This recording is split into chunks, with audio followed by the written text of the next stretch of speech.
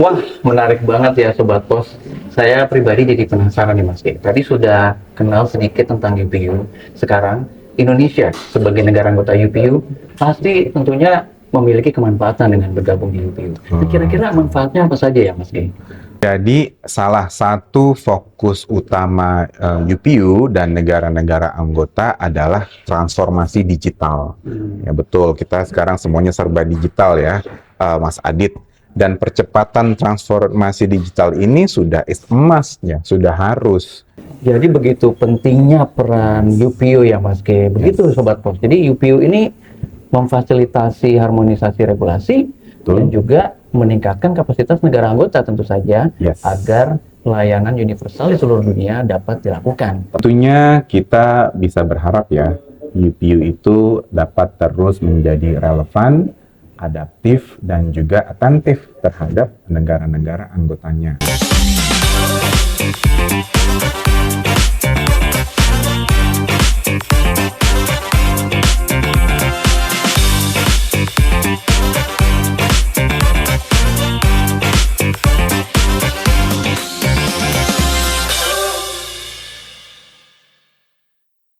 Hai Sobat Pos, kembali lagi di episode terbaru Podpos, Podcast Direktorat Pos.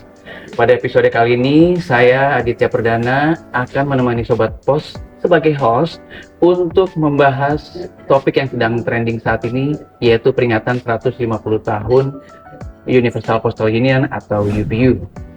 Organisasi internasional yang berkantor pusat di Bern, Swiss ini telah terbentuk sejak tahun 1874, Sobat Pos. Dan hingga kini sudah beranggotakan 192 negara anggota, termasuk Indonesia yang sudah bergabung sejak tahun 1877. Wah, sudah lama sekali ya Sobat Pos. Tapi apa sih sebenarnya UPU? Dan apa manfaat Indonesia bergabung sebagai negara anggota UPU? Nah, di sini kita sudah kedatangan rekan saya, sahabat saya, Mas Gerhana Sasongko Supendi, yang biasa dipanggil dengan sebutan Mas G, yang adalah Ketua Tim Kerjasama dan Pengembangan Layanan Transaksi Keuangan Pos, yang kali ini akan menjadi narasumber kita pada bincang-bincang Podpos kali ini. Halo Mas G, apa kabarnya? Kabar baik, sehat, alhamdulillah, Mas Adit. Sehat ya Mas ya. Alhamdulillah. Oke, Mas G sebagai Ketua Tim Kerja yang sudah menangani isu-isu internasional di bidang pos pasti familiar banget nih sama UPU. Nah, bisa dijelaskan nggak Mas G? Kira-kira UPU ini organisasi internasional seperti apa nih? Biar Sobat Pos tahu UPU itu seperti apa.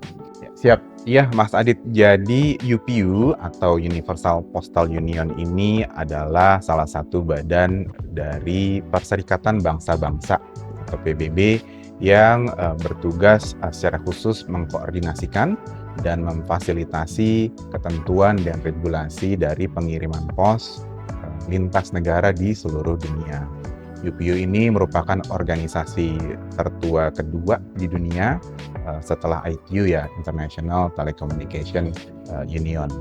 UPU ini lahir di tanggal 9 Oktober 150 tahun yang lalu. Jadi memang bulan ini UPU merayakan anniversary yang ke-150 tahun. Wah, menarik banget ya Sobat Pos. Saya pribadi jadi penasaran nih Mas G. Tadi sudah kenal sedikit tentang UPU. Sekarang, Indonesia sebagai negara anggota UPU pasti tentunya memiliki kemanfaatan dengan bergabung di UPU. Nah, kira-kira manfaatnya apa saja ya Mas G? Ya, Mas Adit. Jadi manfaat paling mendasar dari Indonesia tergabung menjadi anggota UPU itu adalah Indonesia secara otomatis terhubung dan terinterkoneksi dengan jaringan pos global. Jadi kita itu terhubung dengan 191 negara anggota lainnya di seluruh dunia. Ini artinya Sobat Pos dan seluruh masyarakat Indonesia dimanapun berada itu bisa ngirim barang ke seluruh negara di dunia ini. Dan juga sebaliknya, Sobat Pos dan masyarakat Indonesia ini bisa menerima kiriman barang dari seluruh negara-negara di dunia. Nah, kalau kita bayangkan ini seperti satu wilayah single territory atau kita mengenalnya dengan nama single postal territory. Oke, Tadi Mas G menyampaikan bahwa dengan single postal territory, Sobat Pos bisa berkirim ataupun menerima kiriman pos dari mana saja di seluruh dunia. Nah, tentunya untuk memastikan agar kiriman posnya Sobat Pos ini sampai ke tempat tujuan dengan waktu, dengan aman, UPU pastinya harus berkolaborasi dengan organisasi-organisasi internasional lainnya. Bukan begitu, Mas G? Ya, tentu saja, Mas Adit. Itu betul sekali. Jadi, UPU ini tidak bisa bekerja sendiri. Penyelenggara pos di Indonesia maupun penyelenggara pos di dunia juga nggak bisa bekerja sendiri. Inilah pentingnya kolaborasi tadi. Inilah pentingnya kita menaruh perhatian bahwasannya urusan ngirim barang nih, rantai pasok ini juga panjang. Dan ada hal-hal yang harus menjadi perhatian bersama. Itu menyangkut misalnya bea cukai atau kepabeanan, kemudian standar pengangkutan sampai dengan isu keamanan pengiriman barang-barang tadi ya. Untuk itu UPU ini berkolaborasi dan juga bekerja sama dengan organisasi lain tadi seperti yang disebutkan ya. Misalnya ada WCO atau World Customs Organization. Ini adalah organisasi yang melakukan pengaturan atau kolaborasi dan memfasilitasi pengaturan mengenai kepabeanan di dunia. Kemudian ada juga International Civil Aviation Organization dan International Air Transport Association. Juga ada WTO atau World Trade Organization serta ya organisasi atau instansi-instansi lainnya di dunia. Jadi kesimpulannya, kolaborasi adalah kunci ya Mas G. Betul. Betul, seperti itu Sobat Pos. Kolaborasi adalah kunci, terutama di era yang serba digital ini Mas G. Dan sepertinya setelah 150 tahun tentunya UPU sebagai organisasi internasional tertua kedua di dunia tadi menghadapi tantangan yang semakin kompleks di era digital ini. Beda dengan 150 tahun yang lalu. Kira-kira nih, tantangan di era digital ini apa sih yang dihadapi oleh UPU Mas G? Iya, Mas Adit. Jadi salah satu fokus utama UPU dan negara-negara anggota adalah transformasi digital. Ya betul, kita sekarang semuanya serba digital ya, Mas Adit. Dan percepatan transformasi digital ini sudah is must ya, sudah harus. Kenapa? Ya karena kita ingin pos ini tetap relevan, tetap bisa menyediakan layanan yang membantu masyarakat mengirimkan barang, menerima barang, dan juga ya mungkin Mas Adit juga ya apabila melakukan belanja nih sekarang trennya kan kita belanja lebih banyak belanja online nih melalui platform e-commerce atau marketplace. Nah, yang mengantarkan mengirimkan barang itu mulai dari produsen ke penjual sampai ke rumah kita itu adalah penyelenggara pos. Dan bukan tidak mungkin juga kita beli barangnya itu dari luar negeri dikirim ke rumah kita di Indonesia, atau ada UMKM atau pengusaha di Indonesia yang juga memasarkan produknya sampai ke luar negeri dan dibeli nih oleh konsumen di luar negeri. Nah, itu juga sama, diantarkan dari Indonesia ke negara tujuan ini melalui penyelenggara pos yang berinterkoneksi antara penyelenggara pos Indonesia dan penyelenggara pos di seluruh dunia. Karena itu hal-hal seperti misalnya bisa melacak nih posisi kiriman kita sudah sampai mana ya. Oh, misalnya contohnya sudah sampai Cakung DC nih. Ya, itu juga mungkin teman-teman familiar ya. Nah, fitur-fitur ini itu menjadi penting dan krusial sekarang. Kemudian seperti pilihan services yang bisa meningkatkan kenyamanan dan juga otomatisasi nih dalam sorting barang di tempat sortir tadi. Oke, baik Mas G. Jadi transformasi digital tadi yang dihadapi oleh UPU tentunya perlu didukung juga nih dengan instrumen-instrumen regulasi. Dan Mas G sebagai regulator tentu sudah mempunyai bayangan atau mungkin memiliki gambaran mengenai hal tersebut mendukung transformasi digital. Tapi saya berasumsi nih, dengan 192 negara anggota yang punya aturan, regulasi, persyaratan-persyaratan yang berbeda-beda, pasti akan sangat kompleks sekali untuk menyelaraskan hal tersebut. Gimana menurut pendapat Mas G? Iya, ini menarik ya Mas Adit ya. Jadi memang betul, idealnya kalau aturan di seluruh negara di dunia ini sama, itu pasti akan lebih mudah. Tapi kan kenyataannya tidak demikian. setiap negara itu punya regulasi, peraturan, dan juga kebijakan yang berbeda-beda. Nah, disinilah peranan UPU. UPU itu menjembatani dan memfasilitasi agar kiriman barang antar negara ini bisa dilakukan dan tidak terhambat. Kalau tidak ada UPU, bisa dibayangkan deh, itu pasti akan sangat kompleks, sangat rumit, dan bisa dibayangkan kan, kalau Indonesia tidak tergabung menjadi anggota UPU, maka kita harus deal dengan 190 negara di dunia ini dengan peraturan dan regulasi yang berbeda-beda. Jadi begitu pentingnya peran UPU ya Mas G. Begitu Sobat Pos. Jadi UPU ini memfasilitasi harmonisasi regulasi dan juga meningkatkan kapasitas negara anggota tentu saja agar pelayanan universal di seluruh dunia dapat dilakukan. Tepat seperti itu ya Mas G ya. Nah, tapi tentu nggak kalah penting juga nih peran dari pemerintah di masing-masing negara, termasuk di Indonesia, terutama yang menangani bidang pos. Nah, boleh diceritakan perannya pemerintah dalam konteks keanggotaan Indonesia di UPU itu seperti apa Mas G? Iya Mas Adit. Jadi pemerintah sebagai government dan sebagai regulator itu merupakan instansi penjuru yang menghubungkan Indonesia dengan UPU. Nah, salah satu peran penting pemerintah ini adalah menyelaraskan kepentingan Indonesia, kepentingan bidang pos ini dengan bidang-bidang atau sektor-sektor lainnya. Ini tuh sebagai bagian dari ekosistem rantai pasok, baik di tingkat domestik maupun di tingkat internasional. Ini kita juga tadi sama-sama ya paham bahwasannya perkembangan ekonomi digital Indonesia, kemudian belanja online di marketplace itu nggak bisa terlaksana kalau tidak ada layanan pos. Jadi inilah pentingnya Indonesia menjadi bagian dari global postal supply chain. Begitu ya Sobat Pos ya. Jadi sektor pos itu punya peran yang sangat luar biasa tentu saja ya Mas G ya. Kita bisa bilang sektor pos adalah enabler dari sektor-sektor ekonomi, terutama di perekonomian digital. Kalau kita balik lagi ke keanggotaan Indonesia di UPU nih Mas G, tentu saja sebagai anggota selain punya hak, Indonesia juga punya kewajiban, terutama dalam menyelenggarakan layanan pos universal di seluruh wilayah NKRI, bahkan juga ke luar negeri. Nah, sebenarnya siapa yang bertanggung jawab dalam melaksanakan kewajiban tersebut, Mas G? Iya, Mas Adit. Jadi begini, undang-undang itu menjamin hak masyarakat Indonesia untuk dapat mengirim dan menerima kiriman pos dari dan ke seluruh wilayah Indonesia. Dan UPU sendiri itu skopnya lebih luas.